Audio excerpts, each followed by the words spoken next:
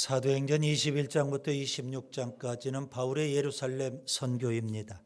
총 5번에 걸쳐서 복음을 전파하죠. 특별히 예루살렘에서는 2번입니다. 사도행전 22장 유대인들에게, 사도행전 23장 산헤드린 공회에 복음을 전파합니다. 가이사랴에서 3번 복음을 전파합니다. 사도행전 24장에 벨릭스 총독에게, 사도행전 25장에 베스도 총독에게, 사도행전 26장 아그리빠 왕에게 복음을 전합니다. 특별히 5번 전한 이 복음 가운데 오늘 본문 5번째 전한 복음이 가장 내용이 깁니다. 그것은 아마도 사도행전의 저자인 누가가 현장에 있어서 직접 목격한 내용을 기록했기 때문에 훨씬 더 내용이 자세하고 길었을 것으로 추정을 합니다. 사도행전 27장 1절에 보면 우리라는 단어가 나옵니다.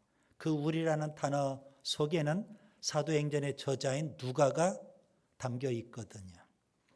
자, 오늘 본문에 바울이 전한 5번째 복음을 들었던 청중, 물론 베스도 총독도 있지만 아그리빠 왕은 누구일까요? 아그리빠 왕이 바로 헤롯 아그리빠 2세라고 여러분이 이해하시면 됩니다. 본문 28절에 아그리빠는요, 바울이 전한 복음을 듣고 이렇게 말합니다. 내가 적은 말로 나를 권하여 그리스도인이 되게 하는도다. 여기 그리스도인이라는 단어 여러분이 좀 주목하셔야 됩니다. 바울은 본문 29절에 그 아그리빠 왕에게 이렇게 말하죠. 말이 많으나 적으나 당신뿐만 아니라 오늘 내 말을 듣는 모든 사람도 다 이렇게 결박된 것 외에는 나와 같이 되기를 하나님께 원하나이다. 무슨 의미일까요? 바울은 결박된 것 외에는 여러분이 나처럼 되었으면 좋겠다 이겁니다. 달리 표현하면 바울은 그리스도인의 참된 모습을 지금 보여주고 있는 겁니다. 나와 같은 그리스도인이 됐으면 좋겠다 그런 의미이죠. 다만 결박당한 것 외에는 이겁니다. 온전한 그리스도인, 성숙한 그리스도인, 그리고 진실한 그리스도인이라는 것을 보여주고 있는 겁니다. 사도행전 11장에 안디옥 교회가 나오죠. 맨 처음 예루살렘 교회 파송을 받아서 바나바가 안디옥 교회에서 목회를 합니다. 엄청난 부흥이 일어납니다. 혼자는 도저히 감당이 안 됩니다. 그래서 바나바가 누구를 생각했을까요? 길리기아 다소에 칩거하고 있었던 바울 생각을 했어요. 그래서 그는 직접 안디옥에서 길리기아 다소까지 가서 바울을 초청합니다. 같이 목회하자. 그래서 바울과 바나바가 안디옥 교회에서 1년 동안 제자 훈련을 진행합니다. 그 제자 훈련을 받았던 안디옥 교인들이 세상에 나가서 열심히 배운 대로 훈련 받은 대로 살았어요.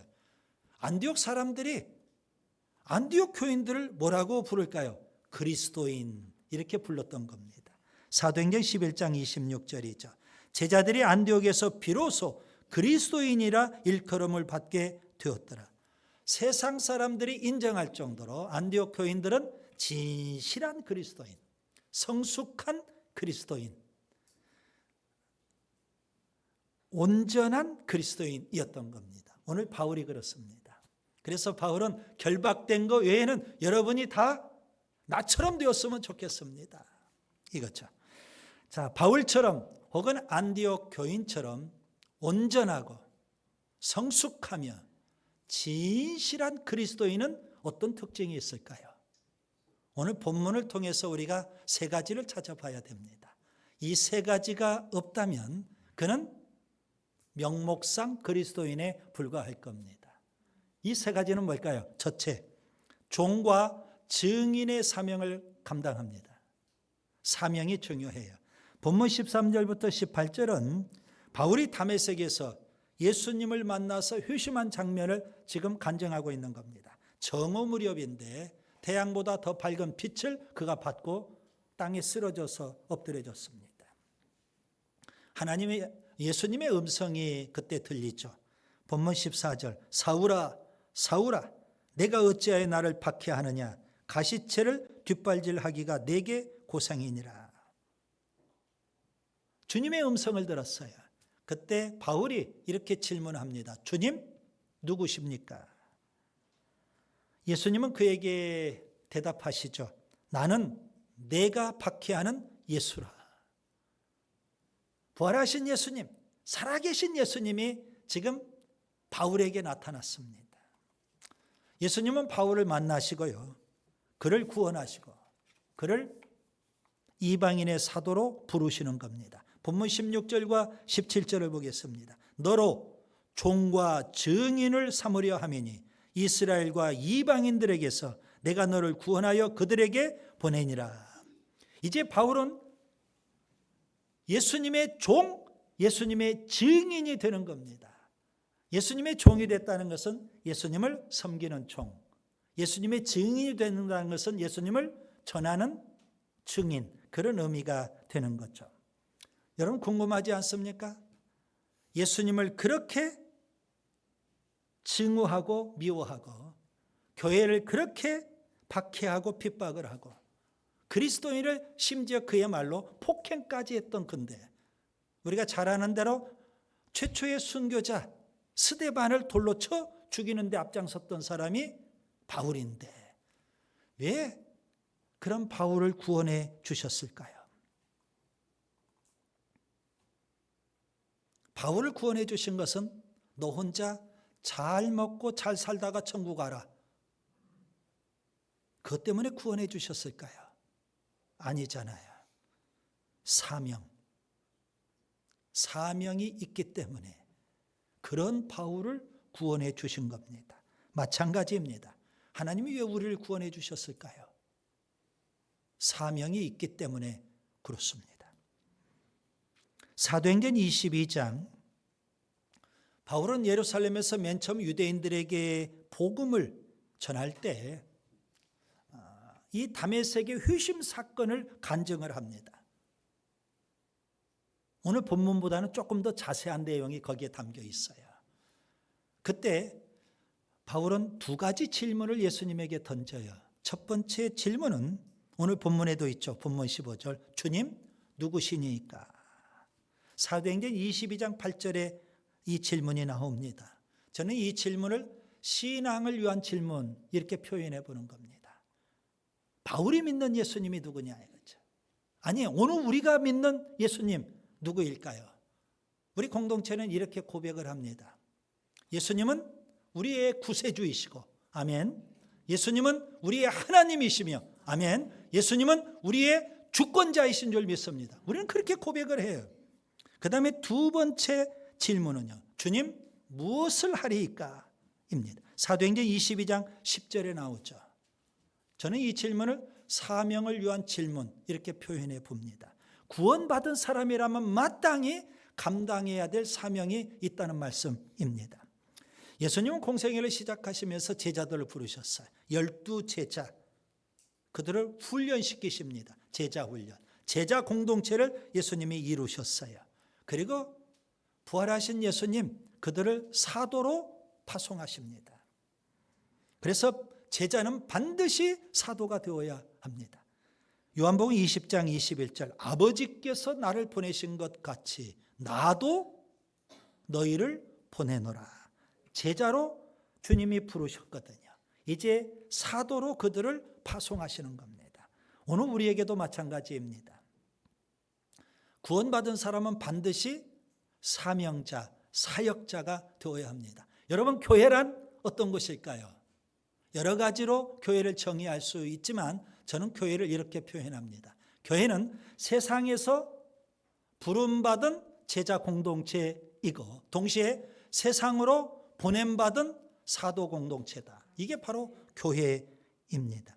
본문 16절에 예수님은 바울을 종과 증인으로 삼으셨습니다. 여러분 여기 종과 증인 이걸 이렇게 표현할 수 있겠죠. 종은 예수님을 섬기는 제자, 증인은요 예수님을 증언하는, 예수님을 전하는 사도라고 보시면 되는 겁니다. 바울은 평생 예수님의 종으로 예수님을 섬기며 살았고요. 바울은 평생 예수님의 증인으로 예수님을 전하며 살았던 겁니다. 그런 사람이 온전하고 성숙하며 진실한 그리스도인입니다. 종과 증인의 사명이 여러분 있어야 되는 거예요. 그 다음에 둘째, 예수님과 복음에 대해서 열정이 있습니다. 본문 24절 25절을 보겠습니다. 여기서 미쳤다 이 표현이 나와요. 성경에 이런 표현도 나옵니다. 헬라어로 미쳤다 이 단어는 마이네라는 단어를 씁니다. 마이네. 그런데요 재미있는 것은 이 헬라어 마이네에서 파생된 영어 단어가 있습니다. 여러분도 다 아시는 단어입니다. 마니아라는 단어입니다. 마니아가 뭘까요? 광적인 애호가 혹은 뭔가에 사로잡혀서 사는 사람, 그런 의미일 겁니다. 요즘 캠핑 열풍이죠. 열풍입니다. 열풍. 캠핑에 미쳐 있는 사람, 캠핑 마니아 이렇게 표현할 수가 있는 겁니다. 영화에 미쳐 있는 사람도 있어요. 영화 마니아라고 할 수 있죠. 자동차에 미쳐 있는 사람도 있어요. 자동차 마니아 이렇게 표현하게 되죠. 코카콜라 회장이 남긴 아주 유명한 말이 있습니다. 여러분도 다 들어서 알고 계실 겁니다. 내 혈관 속에는 피가 흐르는 것이 아니라 코카콜라가 흐르고 있다. 그래서 코카콜라가 전 세계를 정복한 겁니다. 여러분, 베스도가 볼 때 바울은요 미친 사람입니다. 특별히 학문에 미쳤다 그랬잖아요. 실제 저는 학문에 미친 사람을 봤어요. 고등학교 때 너무 공부를 열심히 해요. 그래서 헷가닥 정신이 나가요. 특별히 한여름에 쏘다기가 막 퍼부어요. 그러면 정신이 헷가닥 나가서 갑자기 수업 시간인데 뛰어나가요. 맨발로. 그래서 운동장을 막 돌아요. 그 피를 맞으면서. 자, 바울이 바로 그런 사람이에요. 학문에 비친 사람이라고 그랬죠.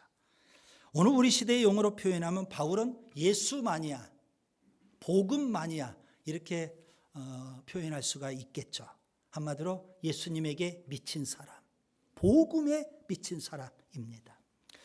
바울은 다메섹에서 예수님을 만나 회심한 이후 평생 예수님에게 매여 산 사람입니다. 예수님에게 이끌림을 받고 산 사람입니다. 그는 미친 듯이 예수님을 뜨겁게 사랑하고요, 미친 듯이 예수님만을 추종하며 살고요, 미친 듯이 예수님만을 열심히 전하며 살았던 겁니다. 고린도후서 5장 13절 그가 이렇게 말합니다. 우리가 만일 미쳤어도 하나님을 위한 것이요 정신이 온전하여도 너희를 위한 것이니라. 사도행전 24장 5절에 사내들인 공회가 바울을 고발을 했어요. 그리고 변호사를 대동해 옵니다. 그 변호사 이름이 더둘로죠. 더둘로가 바울을 이렇게 비난합니다. 전염병 같은 자다. 한마디로 표현하면 미친놈이다. 그런 의미입니다. 바울은 모든 열정을 오직 예수, 오직 복음, 예수님과 복음에 쏟아부었어요. 그렇기 때문에 더둘로가 볼 때에도 베스도가 볼 때에도 미친놈이었던 겁니다. 미친 사람처럼 보였어요. 구약 성경에 바울처럼 그런 사람이 또 한 사람이 있어요. 누굴까요? 엘리야입니다. 그는 갈멜산에서 바알 선지자, 아세라 선지자 850명과 대결을 벌입니다. 불로 응답하는 신이 진짜다 내기하자는 겁니다. 결국 하나님께서 불로 응답해 주셨죠. 바알 선지자, 아세라 선지자를 다 처단해 버립니다. 그리고 아합 왕과 이세벨이 두려워서 광야로 도망을 가요. 심지어 하나님의 산 호렙산까지 피해 가요. 그리고 호렙산 동굴 속에서 그가 숨어 지내면서 이렇게 탄식을 합니다. 열왕기상 19장 10절 내가 만군의 하나님 여호와께 열심히 유별하오니 이는 이스라엘 자손이 주의 언약을 어기고 주의 제단을 헐며 칼로 주의 선지자들을 죽였음이오며 오직 나만 남았거늘 그들이 내 생명을 찾아 빼앗으려 하나이다. 여러분, 엘리야 시대는 어떤 시대일까요? 우상의 천지예요. 아합 왕 시대 때. 엘리야 그 시대는요, 이스라엘 백성이 하나님과의 언약을 파기해버리고요, 하나님의 제단을 헐어버리고요, 하나님의 선지자들을 닥치는 대로 잡아 죽였던 그런 시대예요. 그런 시대에 하나님께 유별나게 열심을 갖고 있었던 선지자 엘리야였습니다. 바울은 세상 사람들이 미쳤다고 비난할 정도로 예수님에 대한 열정, 복음에 대한 열정이 뜨거웠던 거예요. 그는 비난을 두려워하지 않습니다. 고난을 두려워하지 않습니다. 심지어 죽음도 두려워하지 않습니다. 그의 심장에는 예수님에 대한 열정, 복음에 대한 열정이 불릴 듯 일어나 있기 때문이에요. 그런 사람이 온전하고 성숙하며 진실한 그리스도인이에요. 여러분 심령 속에 열정의 불이 타오르는지요? 이거 없으면 껍데기 그리스도인이에요. 셋째, 말이 아니라 삶으로 신앙의 본을 보입니다. 본문 26절부터 29절을 보겠습니다. 서두에도 말씀드린 대로 바울은요, 예루살렘 선교에서 5번에 걸쳐서 복음을 전했지만 그 중에 사도행전 26장의 5번째 복음 전파가 가장 긴 내용이라고 말씀을 드렸어요. 바울이 전한 그 복음에 대해서 아그리빠는 어떤 반응을 보일까요? 본문 28절을 보겠습니다. 내가 적은 말로 나를 권하여 그리스도인이 되게 하려 하는도다. 무슨 의미일까요? 짧은 시간에 한두 마디 말로 나를 설득하려고 하지 마라, 그런 의미예요. 우리식으로 표현하면 말이 많다, 그만해라, 그런 의미예요. 더 이상 듣기 싫다는 겁니다. 본문 26절에 그는 바울의 전하는 복음의 말씀을 다 알고 있어요. 다 이해하고 있어요. 심지어 그는요, 본문 27절에 보면 선지자도 믿는 사람이에요. 그런 그가 바울이 그렇게 열정적으로, 바울이 그렇게 미친 듯이 전하는 복음 앞에, 바울이 그렇게 열정적으로 미친 듯이 전하는 예수님 앞에 과감하게 결단했다면 얼마나 좋았을까. 그런 아쉬움이 있어요. 바울은 아그리빠에게 이렇게 말합니다. 본문 29절에 말이 적으나 많으나 당신뿐 아니라 오늘 내 말을 듣는 모든 사람도 다 이렇게 결박된 것 외에는 나와 같이 되기를 하나님께 원하나이다. 여러분, 이 말씀을 깊이 묵상하시기를 바랍니다. 바울은 복음만 전하고 끝나지 않아요. 하나님의 말씀만 전하고 끝나지 않아요. 그는 전하는 대로 살았어요. 말씀을 가르쳐 주는 대로 살았어요.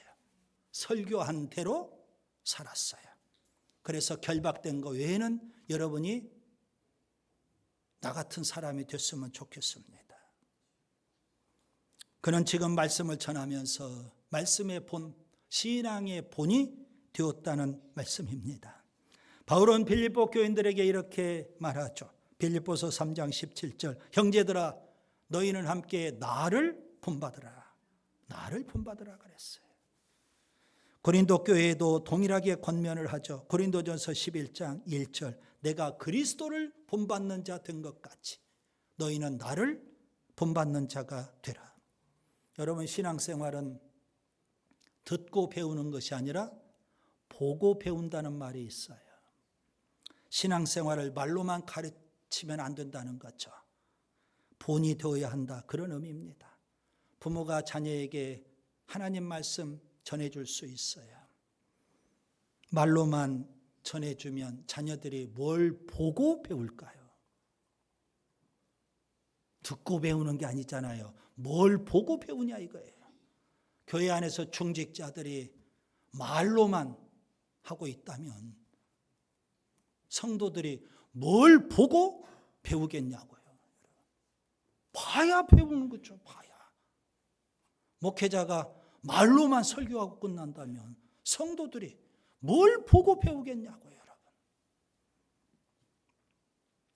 예수님은 어떤 분이실까요?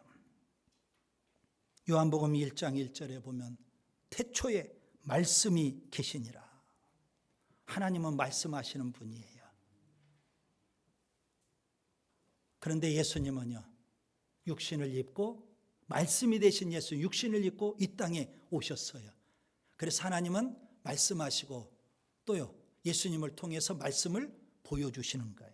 요한복음 1장 14절 말씀이 육신이 되어 우리 가운데 거하심에, 이걸 성육신이라고 말합니다. 성육신. 그래서 여러분 말씀을 뭐 해야 돼요? 보여줘야 되는 겁니다. 말씀을 들려주는 게 중요한 것이 아니라 말씀을 보여줘야 되는 거예요. 천국이 있다 말할 수 있어요. 그런데 우리의 삶으로 천국을 보여줘야 되는 겁니다. 바울의 신앙은 바로 그랬어요. 말씀을 전하고 말씀을 가르칠 뿐만 아니라 말씀을 보여주고 말씀의 본이 되었던 겁니다. 여러분 구약의 지상명령 아시죠? 쉐마 말씀입니다. 신명기 6장 7절 내 자녀에게 부지런히 가르쳐라. 부모가 자녀에게 하나님 말씀을 가르치라는 겁니다. 거기서 끝나면 그래도 할 수 있을 것 같아요. 얼마든지 말씀을 가르치면 되잖아요. 그런데 그 뒤가 중요합니다. 신명기 6장 8절 너는 또 그것을 내 손목에 메어 기호를 삼으며 내 미간에 붙여 표를 삼아라. 하나님 말씀을 손목에 미간에 붙여라는 겁니다. 왜 하나님이 이런 걸 요구하실까요? 부모에게. 부모는요, 자녀에게 말씀을 가르치고 자녀는요, 부모의 손목이나 미간에 붙어있는 하나님의 말씀으로 부모가 말씀대로 가르쳐준 말씀대로 살고 있는지 확인해 보라는 겁니다. 무서운 말씀이에요, 여러분. 이게 가르친다고 끝나는 게 아니에요. 가르치는 대로 살아야 되는 거예요. 본이 되어야 된다는 말씀입니다. 그런 사람이 온전하고 성숙하며 진실한 그리스도인이 되는 겁니다. 지난주 선교대회 때 선교대회를 끝내고요, 식사를 하게 됐어요. 옆에 다른 교회 원로 장로님 같이 식사를 했어요. 그분의 아들은 미국에서 목회를 하다가 최근에 서울의 큰 교회에 청빙을 받아가지고 담임 목사로 오셨어요. 그래서 제가 그걸 물었어요. 아들 교회에 가서 예배 드려 보셨어요? 안 드렸대요. 아니, 그 아들이 온 지가 지금 몇 달이 지났는데 아직도 안 가보셨어요? 그랬더니 그분 이렇게 말씀을 하세요. 내 교회 공예배가 있는데요. 내 교회를 섬겨야 되는데요. 얼마나 가보고 싶었겠어요. 아들이 큰 교회에서 목회하고 있는데 그 교회 가서 예배라도 좀 드려보고 싶을 텐데 내 교회 공예배가 있는데 내 교회 섬겨야 되는데. 그래서 제가 한 수 배운 거예요. 이런 분이 바로 신앙의 본이 되는 분이구나. 그런 분이 온전하고 성숙하며 진실한 그리스도인이라고 볼 수 있습니다. 이제 말씀을 정리합니다. 바울은 예루살렘 선교에서 5번에 걸쳐서 복음을 전하고 죄수의 몸으로 로마 군대의 호위 속에 로마로 향하게 됩니다. 5번째 복음을 전할 때 다메섹의 회심 사건을 말하죠. 베스도 총독은 바울이 미쳤다고 평가를 합니다. 아그리빠 왕은 적은 말로 나를 설득하지 마라. 그만해라. 그렇게 말해버립니다. 그런데 바울은요, 내가 결박된 거 외에 다 나와 같이 되면 좋겠습니다. 그렇게 말해요. 온전하고 성숙하며 진실한 그리스도인은 어떤 특징이 있을까요? 오늘 본문에서 3가지를 말씀해 줍니다. 첫째, 종과 증인의 사명을 감당하는 사람입니다. 사명이 중요해요. 둘째, 예수님과 복음에 대한 열정이 중요해요. 열정에 사로잡혀 있습니다. 셋째, 말이 아니라 삶으로 신앙의 본을 보이는 겁니다. 신앙의 본이 중요한 겁니다. 여러분에게는 사명, 열정, 본이 있으신지요? 이거 없으면 심각하게 돌아봐야 돼요. 예배당 안에 있다고 진실한 그리스도인은 아니거든요.